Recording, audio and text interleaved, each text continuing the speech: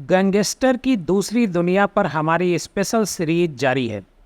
आज के इस एपिसोड में हम आपको गैंगस्टर के क्राइम से अलग उनकी प्यार की दुनिया से रूबरू करवा रहे हैं।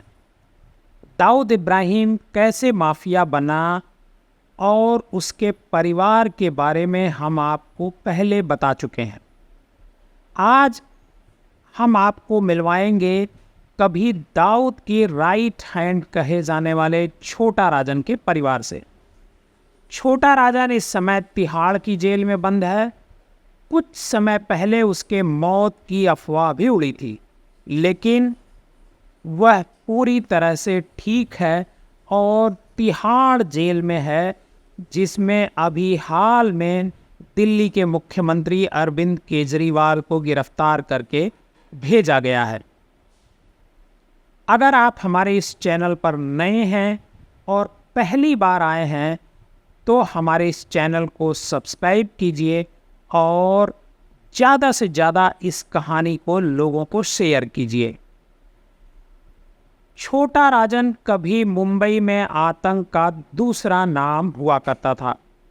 80 के दशक में मुंबई पुलिस की नाक में दम करने वाले छोटा राजन पर दाऊद सबसे ज़्यादा भरोसा करता था। यहाँ तक कि दुबई में भी दोनों एक दूसरे के साथ मिलकर काम करते रहे। छोटा राजन का असली नाम राजेंद्र सदाशिव निखलजे है। मुंबई के चेंबूर की तिलक नगर बस्ती में छोटा राजन पैदा हुआ और वहीं पला बढ़ा।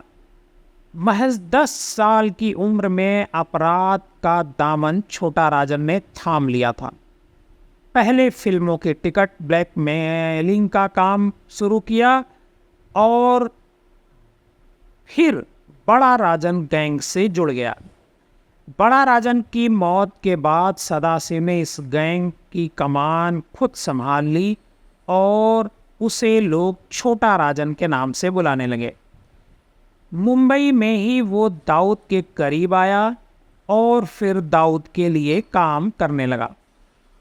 एक तरफ वो अंडरवर्ल्ड की दुनिया से जुड़ता जा रहा था, तो दूसरी तरफ उसकी ज़िंदगी में मुंबई में रहने वाली सुजाता नाम की लड़की आई, जो बाद में उसकी पत्नी बनी।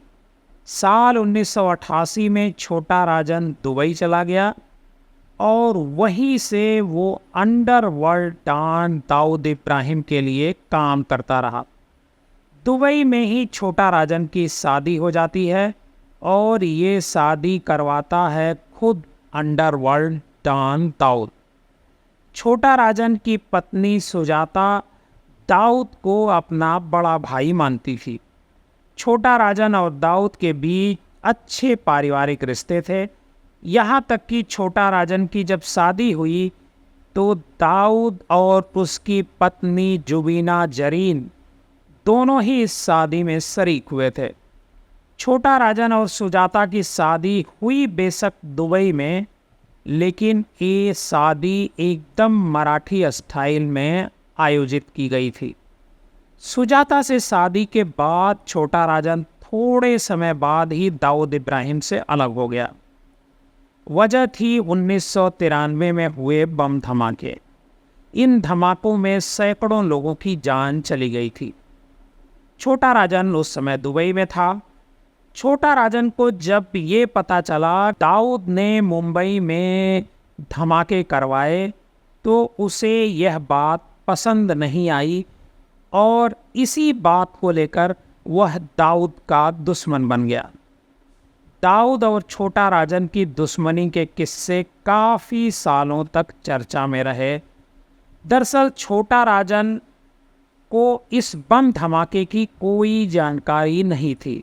जब भारत के अखबारों में और टीवी पर यह चलने लगा कि जो मुंबई में बम धमाके हुए हैं उसमें दाऊद इब्राहिम का हाथ है, तब छोटा राजन को इस घटना की असलियत पता चली।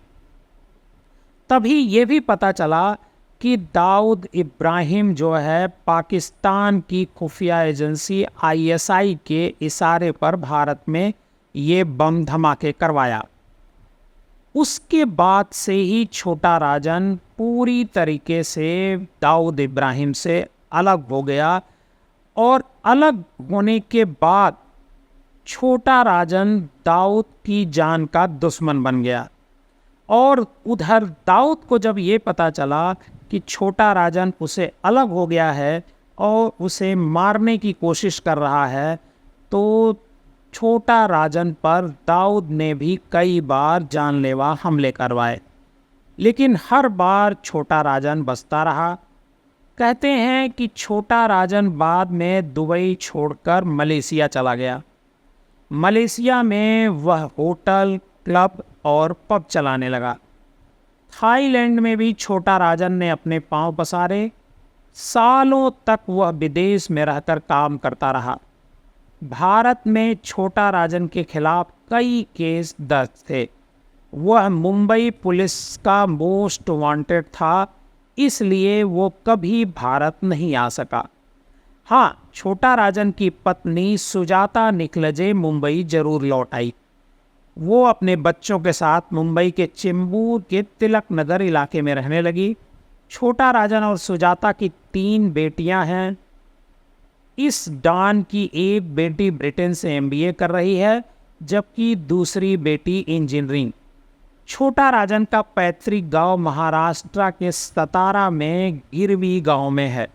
यहाँ छोटा राजन का परिवार अक्सर जाया करता है। छोटा राजन को भी साल 2015 में इंडोनेशिया के बाली से इंटरपोल ने गिरफ्तार कर लिया।